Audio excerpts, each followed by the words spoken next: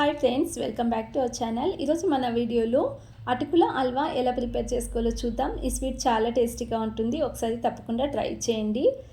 ముందుగా ఒక మిక్సీ జార్లోకి 1 కప్ అటుకులను తీసుకోండి. ఇది ఉప్మా రవ్వలాగా ఈ విధంగా గ్రైండ్ చేసి పక్కన పెట్టుకోండి. తర్వాత 1 కప్ అటుకులకు 1 కప్పు బెల్లం వేసుకుంటున్నాను.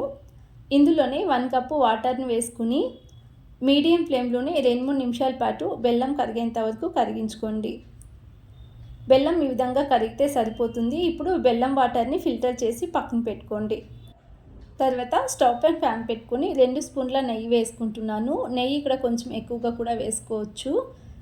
తర్వాత 10-15 జీడిపప్పులు వేసుకుంటున్నాను. అలాగే 5-6 బాదాంని ఈ విధంగా పొడవుగా కట్ చేసి వేసుకుని ఫ్రై చేసుకోండి. ఇవి కొద్దిగా ఫ్రై అయిన తర్వాత 10-12 కిస్మిస్ని కూడా వేసుకుని ఫ్రై చేసుకోండి. ఇవి ఫ్రై అయిన తర్వాత వీటిని ఒక బౌల్లో తీసి పక్కన పెట్టుకోండి.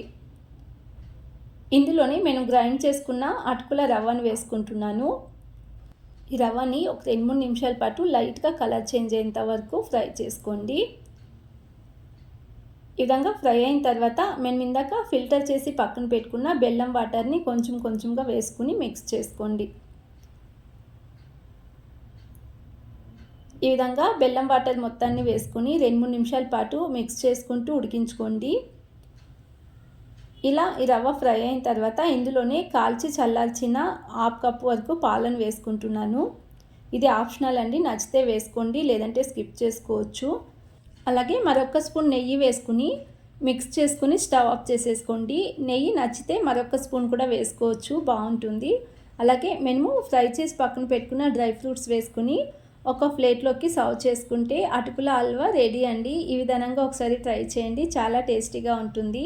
అలాగే బెల్లంతో స్వీట్ చేసుకోవడం వలన చాలా హెల్తీ రెసిపీ కూడా. తప్పకుండా ట్రై చేయండి. రెసిపీ నచ్చినట్లయితే ప్లీజ్ లైక్ చేయండి, షేర్ చేయండి, అలాగే సబ్స్క్రైబ్ చేసుకోండి.